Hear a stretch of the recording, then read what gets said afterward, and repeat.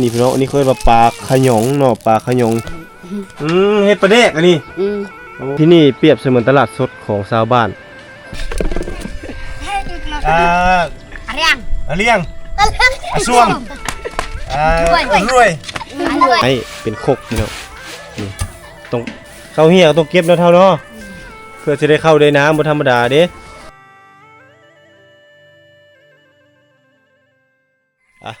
กับทักทายสบายดีบรรยากาศยามแรงๆท่านผู้ชมเนาะตอนนี้บรรทุกอยู่ที่บ้านคูน4เมืองนองแขวงสวรรณเขตซึ่งหมู่บ้านแห่งนี้เป็นหมู่บ้านที่บรรทุกเคยได้มาถ่ายคลิปแล้วก็มาแจกเครื่องแจกของกับทีมงานอาจารย์ภูศรีวิไลเนาะที่เพิ่นเดินทางมาในช่วงเดือนก่อนพี่น้องเนาะแล้วมื้อนี้ในหมู่บ้านแห่งนี้ได้ข่าวว่าในหมู่บ้านแห่งนี้มีปลาขยงพี่น้องเนาะปลาขยงนี่เป็นชื่อขึ้นต้นของเมืองนองหรือว่าเป็นเอกลักษณ์ของเมืองนองมีที่เดียวนะในที่นี้ก็คือเมืองนองทั่วประเทศลาวจะมีที่เดียวที่มีปลาขยงนั่นก็คือเมืองนองซึ่งว่าปลาขยงนั้นได้มาขึ้นที่บ้านคูนศรีเนาะเราจะมาเบิ่งตัวปลาขยงสบายดีแม่บ้านชวนโอ้ไปซ่อนตัวแรงนี่บ่หรือว่าไปซ่อนนั้นแต่เช้าพุ่นไปแต่8 โมงได้ซ้ำนี่บ่เจ้ามันออกบ่ลายเนาะมือก็ออกลายลายลูกเอ้ยเบิ่งลูกเบิ่งเด้อป๋อตู่ซับกระดุมฟัดคือเขาอีหลีเนาะนี่พี่น้องคือปลาขยงเอาให้พี่ๆเขาเบิ่งแน่ป๋ออันนี้บ่เคยปลาขยงนี่อ๋อนี่พี่น้องอันนี้เคยว่าปลาขยงเนาะปลาขยงบ้านคูนศรีกินมันก็จะคาวๆคือปลาเลยเนาะออนลาอันประทายบางคนบนชิอุยเฮาเนี่ยอยู่ไสมาง่ายบ้านประธานจะไรชิอุยลายเขาไหนพี่น้องปลาขยงปลาจักตื้อเด้นี่เนาะจักตื้อโตนี่ฮะเราก็ได้เนาะลายตื้อได้นี่ได้ซ้ำนี่เนาะนับบ่ถ้วนเนาะอยู่แคมป์เซ่นี่บ่เขาเฮ็ดนะอยู่เทิงบ่หรือว่าอยู่ท่าน้ำนี่ปักดาบดันเรือบ่ได้แล้วเรืออยู่เทิงก็มีอยู่ลุ่มก็มีอยู่ท่านี่เลยเด้บ่อ้าวคันเด็ดแห้งลายคันน่ะมือก็ลายเต็มคู่เฮ็ดบ่ได้กล้าเด้บ่ได้แล้วขอบใจจาเลยคันแม่จับอ้อนบ่ได้แล้วขอบใจส่วนลายนี่เขาเจ้าปลาขยงเอาไปเฮ็ดได้กินปลาแดกใส่เป็นบอลปลาแดกโอ้เชฟปลาแดกปลาแดกปลาขยงอยู่เมืองเลยมักเลยมากินเนาะชื่ออยู่เมืองขับไปขายชื่อรถช้อนแม่ขึ้นมาเห็นลาบแล้วโอ้นี่นั่นเนาะใส่หมูเผ็ดเกลือเป็นนัวนี่แหละใส่ลาบดิบใส่เฮ็ดลาบดิบเลยบ่คันใส่ส้มแล้วทุกอย่างพี่น้องเลยคักเนาะปลาขยงบ่ข้าวบ่ข้าวบ่ได้กินเคยกินกับพอได้กินอยู่อิงตามผู้เฮ็ดเป็นผู้เฮ็ดบ่เป็นเนาะอันนี้แม่เพิ่นสิตะจ้าแล้วบ่นี่ยังบ่ข้าวสิตะจ้าแล้วสิไปเบิ่งในวิธีเฮ็ดกินเฮ็ดแบบใดเนาะบ่ได้ไปซ่อนปลาขยงบ่บ่ได้ไปให้บ่มื้อนี้อีหยังนี่สิ้นเช่นตำเองเช่นจกบ่แม่นเนาะเช่นมุกเนาะบ่แม่นเช่นมุกนี่เช่นจกเช่นจกเนาะคักเนาะเฮือนอันนี้เฮือนไฟอันนี้เฮือนนอนเฮือนเจ้านี่แหละมีเฮือนโยลูกเอ้ยเฮือนขาดเฮือนตำนี่พี่น้องอันนี้เฮือนครัวเฮือนไฟเผามังกรเนาะมนดังไฟจะอยู่ทางด้านนั้นเป็นเฮ็ดคันไดใกล้เครื่องกลางนี้มันนี่ตำเองเลยบ่นี่ตำเองนุ่งเองเลยตะเบิ่มนุ่งเบิ่มนี่พี่น้องสินเผามังกรสินมุกออกแบบเองแซนจกอันนี้แซนจกเผามังกรนี่แซนจกนี่เกือบทุกหลังคาเลยเนาะนี่พี่น้องอันนี้แม่นบ่ต่ำสินเพิ่นตัวนี้นี่แซนมุกแซนมุกอ้าวเลาะบ้านก็ขอบใจคิดว่าสิได้มาเบิ่งตอนเขาเจ้าซ่อนได้เห็นแล้วปลาขยงมันนี่เฮาสิลงท่าน้ำไปเบิ่งบ่อนเขาเจ้าซ่อนปลาขยงพี่น้องไปเบิ่งได้มาแล้วก็ต้องไปได้เห็นบ่ได้เห็นก็ต้องไปพี่น้องบ้านเพิ่นนี่คักเด้เนาะลงไปนี่เป็นเซแล้วน้องขึ้นไปพุ่นเป็นภูยามให้เขาจะพากันไปเฮ็ดให้อยู่พุ่นอยู่เทิงพุ่นตอนนี้แม่เขาเจ้ายังบ่ทันมาแต่ให้แต่สวนหรือว่ากำลังทยอยมานะตอนค่อยค่ำลงแรง ซ่อนปลาขยองบ่เบิ้นปลาขยองเบิ้นตะเบิ้นกำลังเฮ็ดบ่กำลังสิเฮ็ดไปซ่อนบ่ตอนแรงบ่ไปซ่อนตอนแรกตอนแรงเราไปข้าวตอนแรกมันออกค่ำอันนี้เกียมนั่นนี่เนาะเอามากระยู่บ่ซ้ำนี่เบอร์นี่ตองเอาตองบ่ตองตองขี้เหงื่อเนาะให้มันฮ้อนๆแล้วมันลงตามนี่อยู่ท่านี่บ่แม่อยู่หัวอยู่เทิงพุ่นบ่ลุ่มซ้ำนี้ยังบ่เห็นเนาะยังบ่มี6 โมง 7 โมงพุ่นออกแสดงว่าไต่ไฟไปเลย11 โมงบ่ได้เห็นซ้ำเลยเนาะปลาขยองนี่เนาะนี่ยังอยู่บันนี่อยากเห็นบ่อยากเห็นนั่นแหละนี่ใช่อยากเบิ่งปลาขยองนี่มันเป็นแนวได้ปลาขยองเขาว่าซ้ำกระดงฟัดพุ่นนี่อันนี้ปลาขยองเฮ็ดปลาแดกอันนี้กลิ่นตุงคักเนาะปลาขยองเป้าจักเป็นจักแสนล้านตัวนี่เนาะลายอลีเนาะปลานี้เนาะโดนแล้วบ่มันบ่ได้ขึ้นนี่ปีกายนั้นมันก็ขึ้นบ่ขึ้นขึ้นคูปีพอได้กินเนาะพอได้กินอันนี้เอิ้นว่าปลาแดกปลาขยองพี่น้องเนาะขายแน่พอได้เป็นนัวถ้าเจ้าขายได้ใดขายอันถ้วยนึง 50,000ถ้วยนึง50ตัวเป็นถ้วยน้อยๆเนี่ยบ่นี่พี่น้องถือว่าเป็นรสชาติของชนเผ่ามังกรหรือว่าเมืองนองเฮาก็คือปลาขยองพี่น้องเนาะขอบใจเด้อขอบใจหลายๆไปเบิ่งหน้าท่าน้ำก่อนบ้านชวนมาเทื่อใดก็ถือว่ายังคงความเป็นเอกลักษณ์ของบ้านคูนศรีพี่น้องเนาะหมู่บ้านคูนศรีนี่บ้านเพิ่นนี่คักเนาะ วิวคักเลยวิวงามลงไปทางด้านลุ่มวิวบ้านคูนศรีมาเจอจังหวะเพิ่งนี่เนาะเพิ่งกำลังย้ายห้างไอ้ใช่นี่ไปซ่อนปลาขยองบ่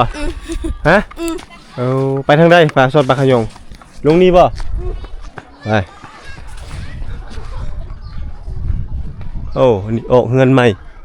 พี่น้องมีร้านขายเครื่องอีเนาะร้านขายเครื่องชุมชนหลังนี้มาปลูกอยู่นี่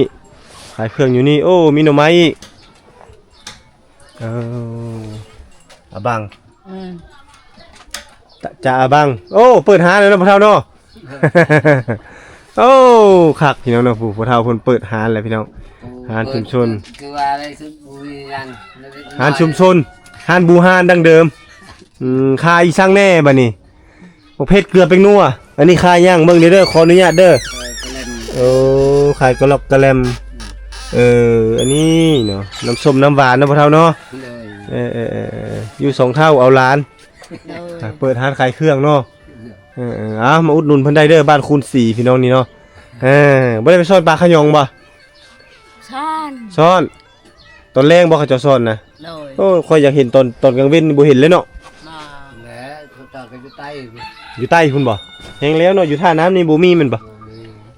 อยู่ใต้อยู่เหนือได้ลูกโดยเนื้อนี่ขึ้นได้บ่ได้แต่ต้องใช้เหือมันบ่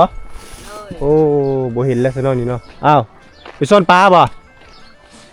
นี่พี่น้องกำลังสิไปซ่อนขี่เหือไปบ่ขี่เหือไปซ่อนไก่บ่บ่ได้ไก่เนาะดิกูกำลังยิบแล้วเที่ยวนี้กำลังสิไปซ่อนปลาขยองลงเหือได้นี่เนาะสำนี้เริ่มแล้วเนาะไปซ่อนปลาขยองเนาะทางนี้เฮ็ดยังในทางนั้นผู้กำลังพากันหุ่มกินไปทางเนี้ยสายน้ำเสละนองใสเย็นเห็นปลาลอยลงกำลังเฮ็ดปลาเฮือนบ่ไก่บ่นะไก่บ่ไก่ได้นี่เนาะนี่คือเส้นทางที่เพิ่นจะไปซ่อนปลาขยองไปจักคนไปด้วยกันจักคน5 คนเอาโคมไปนำไปกินข้าวพุ่นเลยบ่มา ซนแล้วละมาจักโมงมาแต่ละเทื่อ 8 โมงแล้วมาโอ้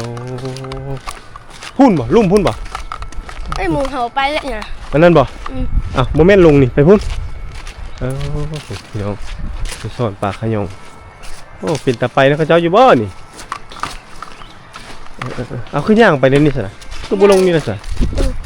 ขี้ย่างละพายเหืออีกพี่น้องโอ้ยปล่อยกับไปน้ำตาเจ้าบ่ได้แล้วนี่ใส่หยุดก่อนนี่พุ่นบ่บ่อนซ่อนได้บ่ได้ไปน้ำเพิ่นแล้วเพิ่นคือสิไปไกลเดี๋ยวหมู่เพิ่นไปแล้วซ่อนปลาขยงเนาะแต่ว่าเฮามันค่อยค่ำลงแรงเลยดิไปแล้วเขาจะบ่มาส่งเฮาเฮ็ดจังไดเนาะเราต้องได้กลับก่อนพี่น้องอันนี้แหละสายน้ำเซละนองพี่น้องไปต้องขอโทษขออภัยที่ไปบ่ถึงไปบ่ฮอดเนื่องจากว่าเพิ่นไปค่ำเนาะระดับ 8 โมงกลางคืนเพิ่นจึงจะเดินทางกลับมาบ้านแต่ว่าเฮาบ่มีอุปกรณ์ถ่ายทำอย่างต่างๆอยู่ตัวอย่างว่าเป็นไฟฉายบ่เป็นอย่างต่างๆเฮาบ่ได้เตรียมพร้อมมา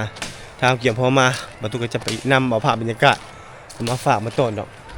เฮาก็ได้เห็นแล้วเนาะปลาขยงเป็นตัวจังไดแต่ว่ามันอาศัยอยู่ตามสายน้ำหรือว่าแม่น้ำแห่งนี้แหละสำหรับปลาขยงคือว่าชาวบ้านเอามาเพื่อจะไปซ่อนได้แล้วก็เอามาขายนี่โอ้ก็หลายเลยเดี๋ยวไงธรรมศาสตร์ปันแตงวิถีชีวิตนี่คือตลาดสดพี่น้องตลาดสดของหมู่บ้าน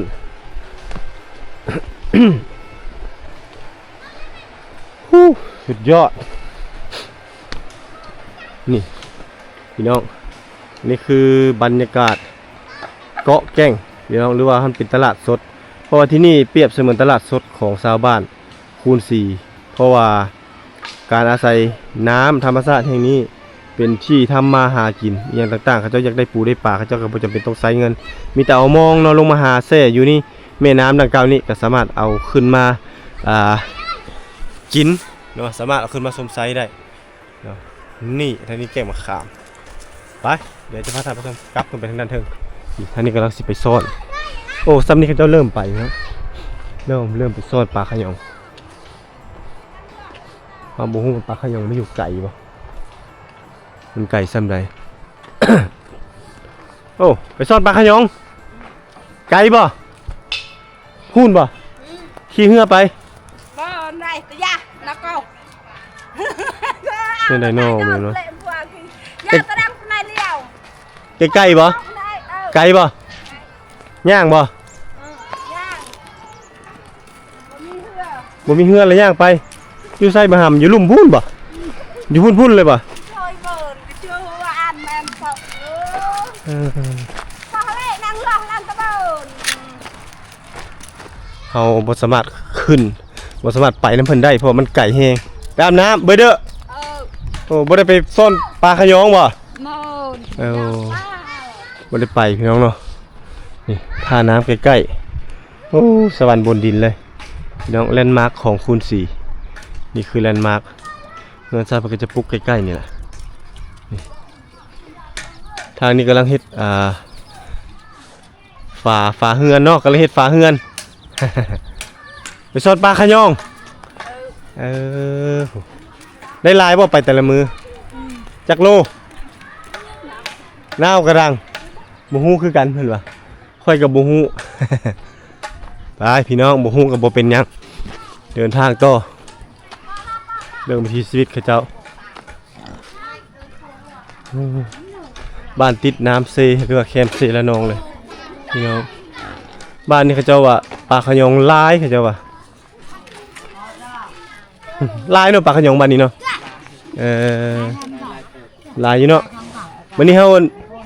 อยากไปนี่ยากเนาะสมมุติเฮาจะไปเบิ่งนี่ บ่ได้ยากนั่น มีทางไปบ่ แม่ จากน้อยจะน้อยทายโอ้อันนี้ไปสีข้าวบ่ตำบ่สีเนาะนักเติบได้เนาะพี่น้องได้มาแล้วก็โอ้ผู้เพิ่นมีลูกเฟสนั่นอันนี้แม่นปีกายยังเจี้ยปีนี้เล่นแล้ว เยอะ โอ้เขาเจ้าไปไกลโพดผู้ลุ่มผู้ย่างบ่ไหว มีทางรถไปบ่โค้งทั้งหมดเลยทางกลุ่มบ้านแล้วเราไปทางไหนทางแยกหน่อยหนึ่งบ่ไกลกลุ่มบ้านไปบ่ บริการกุมารบอลส่วนมันกายส่วนวิกนะ ไกลส่วนบิ๊กไป แม่นใกล้ๆเดียว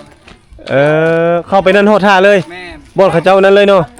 โอเคโอ้ยเดี๋ยวค่อยออกไปนี่ค่อยไปเบิ่งเขาวิธีเขาซ่อนปลาขยงก่อนอันนี้เฮ็ดยังนี่ลิ้นในมะขาม ตาย มาคอยลิ้นนำมา ตรงไกล มาจะมาจับกินกูไปเอาจะมาจับกล้องจับกล้องนี่เอาอยากเบิ่งนี่มานั่งลงนายตะในจับเด้อปั้น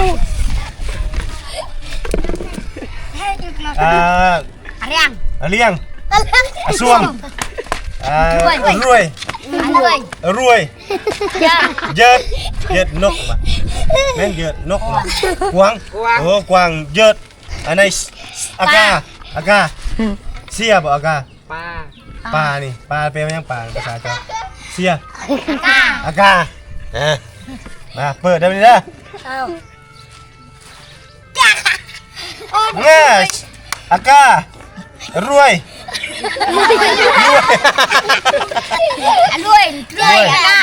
อากา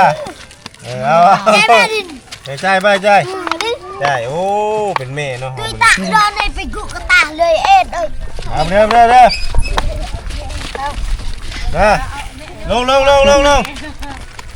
่งเด้อนี่เด้อเอาเด้อบอกเด้อโอเค ทับเลี้ยง ลงจำตั้งซื่อโอเคไปป่ะ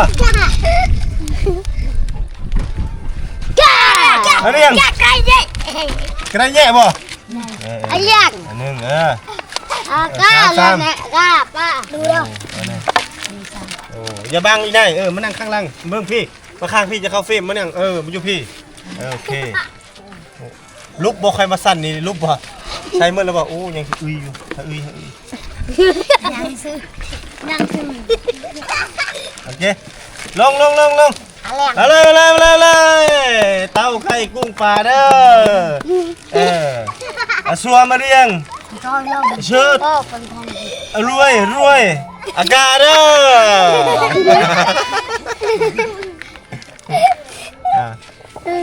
ลงไปเลยกาบ่อันนี้ไกลเลือดช่างตาตะหลานไหน เนาะโอ้ เลือดไปและดูมันลง แต่คอ เดี๋ยวไงวิธีชีวิตของเจ้าเอามาสั้นนี้บัตรสุดท้ายมาเด้อโอ้เรียงเลยอากาเอาเปิดgo ถึงมาเลยเอาไปเอาโอ้ตายลูกมันนี่ อะไรล่ะสนามเลย6 8 อันนี้9ในอากาสั้นเลยอากาสังตาบ้านรัน โอ้ถึงมาเลยเนาะตายแล้วอันนี้ประมาณเลยเฮานี่มาเอาอันสุดท้ายมี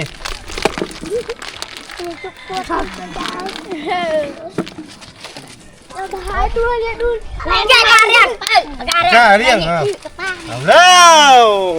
ตัวใดก็ถึกมันเลยเนาะเอาข้าเจ้าเข้าไปมันนี่เจ้าเข้าไปสั้นกระลอกข้อที่ท้ายมันนี่โอ้ตายเลยมันนี่เนาะมันกินตลอดเลยพี่น้องเอ้ยผูดจุดมัดแล้วเนาะพกเสื้อนั่นแย่แล้วโอ้ยังบีบิเนาะบีบิเปิดดองแม่ยัวเปิดเลยยัวบ่มาบอลว่ากันมือพูดพี่น้องอันนี้เป็นกองเชียร์ เราจะไปหรอหลายเลยคนนี้เขามาเบิ่งเนาะเปิดเปิดอยากเชื่อเรื่องอากาศโอ้ใครเนี่ยเรื่องอากาศเน็ตเตยดูเลยเว้ยว่าอะไรเลยเว้ยท่านใช่เลยคักเนาะอันนี้คือการละเล่นของเด็กน้อยในชนบทพี่น้องเอาในมะขามมาลิ้นเนาะลงกันโดยที่ไม่ต้องเอาเงินเอาคำอย่างเขาเจ้าก็มีความสุขเนาะแบบพื้นบ้าน อ้าวขอบใจเด้อ เออ มาแต่บ้านอาลง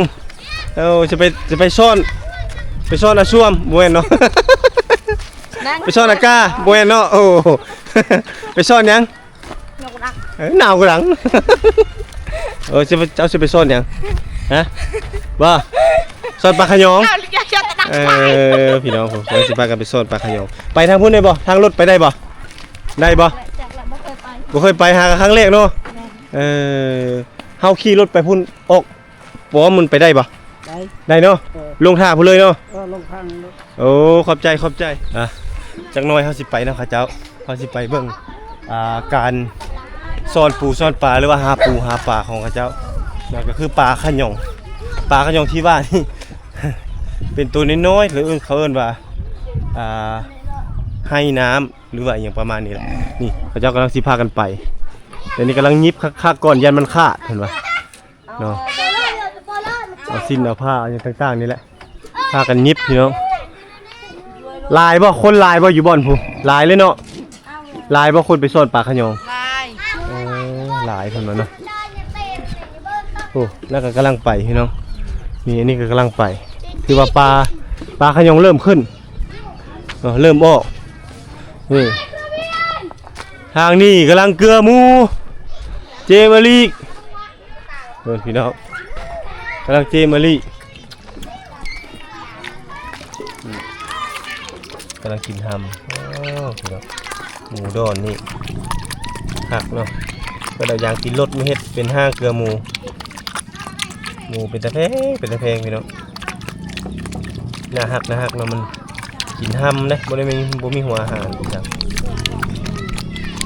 เราได้อยู่กับมันสัมผัสบรรยากาศวิถีชีวิตอย่างที่เขาแบบคือว่าคุ้นเคยมีความคุ้นเคยหรือว่าหักแพงมันสำหรับหมูเนาะบ่ได้ไปซ่อนปลาป่ะโอ้บ่ได้ไปซ่อนปลาขยองเนาะนี่ทางนี้กำลังเกลือหมูมาแต่เวียกแต่งานแล้วก็เกลือหมูแล้ววันนี้เนาะเจมารีอีกแล้วนี่พี่น้องจักโตหมูเจ้าตัวเดียวนี่ป่ะมานำ นี่เนาะหมูโชว์นึงแต่ว่าลูกมันตัวเดียวแต่คือจะขายมาแล้วเหลือแต่ตัวเดียวพี่เนาะกับแม่มันเป็นสองมาแต่เวียกแต่งานแล้วก็เกลือหมูเกลือเป็ดเกลือไก่มาแต่ให้ป่ะมาแต่ทางให้ทางนั้นไปไล่เบ้โอ้คักเนาะ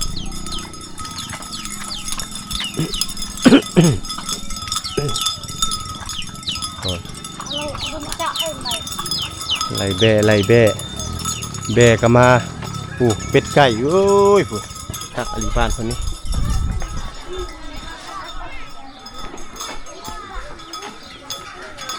บนนี้แหละบนที่ผูกเบ้เลยเนาะ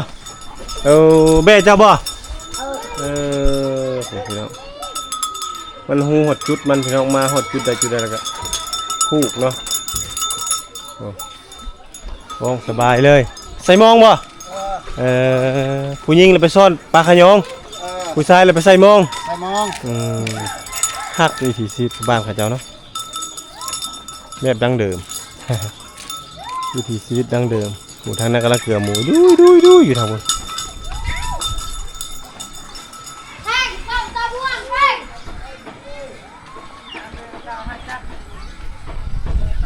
วิถีชีวิตยามแรงกำลังตำเข้าเนาะกำลังตำเข้าตำน้ำมาแต่ให้แต่สวนแล้วก็ตำเข้าพี่น้องไม่ได้ไปซ่อนปลาขยองบ่ไม่ได้ไปตันเปาะตันตุตานเปาะตุตานก็คือไปทางให้พี่น้องไปทางให้ทางสวนฮะปอใหญ่ลีเนาะไม้เนาะลวงเนาะลวงก็คือไม้พี่น้องไม้ใหญ่เพิ่นว่าเอาจักสตีนเลยตัดเลยจักมือนี่แหละจักสตีนมือเนี่ยขวนแป้งกับเลื่อยดึงอ้อแหนดใช่อยู่ใช่มาสิไปถ่ายนี่ใช่ มาไปให้มาทางให้บ่เปาะตัน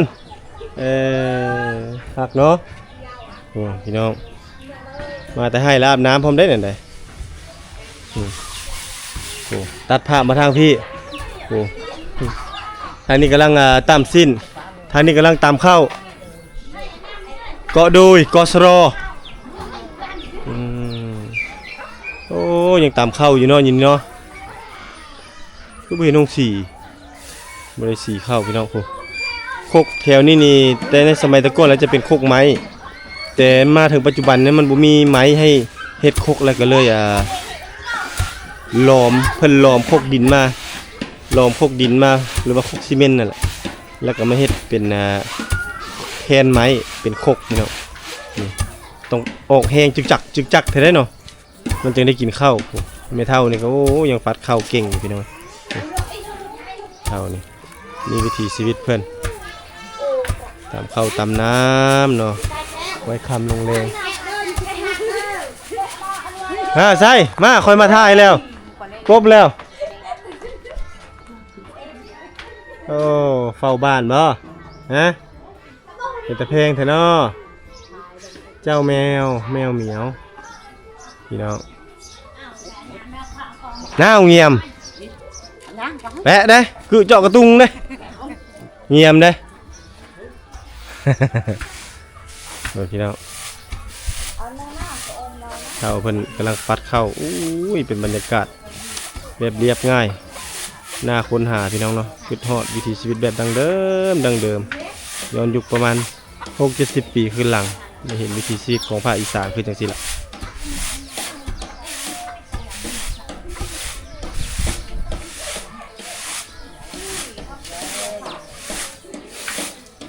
โอ้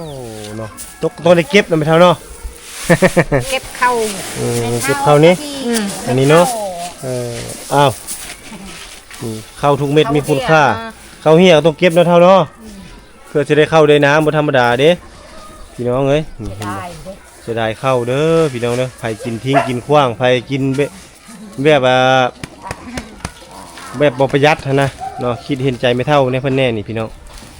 อีกทางหนึ่งก็ถือว่าเพื่อจะได้เข้าเม็ดหนึ่งที่บ่ธรรมดาเลยพี่น้องเข้ารุ่นจากปากคกก็ต้องได้เก็บเนาะเพื่อจะเอามาต่ำคือเก่าฉะนั้นลูกสาวเพิ่นก็กำลังต่ำเนาะไผมีคกเขาเจ้าจะมาต่ำเฮือนหลังนั้นเรื่องเฮือนไม่เท่านี่บ่แม่นอยู่นี่แต่ก็อยู่หลังไม้ก็คือพุ่นแหละมันมีหลายๆหลังจากเฮือนหลังใดนี่เนาะเขาเจ้าก็จะพากันมาต่ำคอต่ำมาถึงเฮือนหลังนี้ก็ว่าบ่ได้นะพี่น้องเนาะอันนี้แม่ค่อยข้ามลงแรงเกียมพากันไปซ่อนปลาขยงเลยเนาะเอาไปหมดบ้านเลยพี่น้องเนาะไปซ่อนปลาขยงซ่อนไปขายบ่ซ่อนไปขายนี่พี่น้อง ทั้งลูกทั้งเต้าเนาะพากันไปซ่อนปลาขยงโดนพี่น้องอ้าวเครื่องไปฆ่าดิมื้อนี้ พี่น้องพูนปลาขยงไปขายเลยพี่น้องไปซ่อนเพื่อจะนำไปขายถือว่ากิจกรรมในหมู่บ้านนี่หลากพี่น้องนะกำลังสิไปบ่นี่แม่นบ่ว่ากำลังสิไปบ่พูนทางโซนนั้นก็มันมีลายยาวเข้าไปทางด้านในเลยพี่น้องเดี๋ยวตุกสิพาทางผู้ชมผู้สิไปเบิ่งบ่อนเขาเจ้าซ่อนเลยบัดนี้แต่เฮาสิลงทางด้านบนทางออกไปพุ่นแหละจะบ่ได้ไปทางนี้แต่ละหลังคาเฮือนเริ่มไปแล้วเริ่มไปซ่อนปลาขยงย่างไปต่างทางเลยบ่โอ้ย่างนะหมูบ่อลิเจ๊บ่อลินะย่างตามทางนี่ไปลงพุ่นบ่โอ้ใช่ปลาขยงนี่กระเท่า โอ้มาแต่โซนปลาขยงอันนี้เนาะได้สำนี่เนาะนี่อันนี้คือปลาขยงเนาะอ้าวขอบใจนี่เฮือนเพิ่นอยู่นี่เพิ่นว่าเราคิดว่าเพิ่นไปซ่อน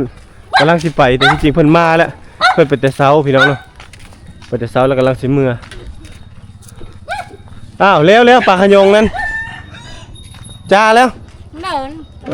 บ่แม่นเนาะไปทางนี้ได้บ่ไป ไปทางนี้เนาะโอ้ทางนี้ไปลงไปเบิ่งเขาเจ้าซ่อนได้บ่ทางฮอดเซยบ่ฮอดเนาะ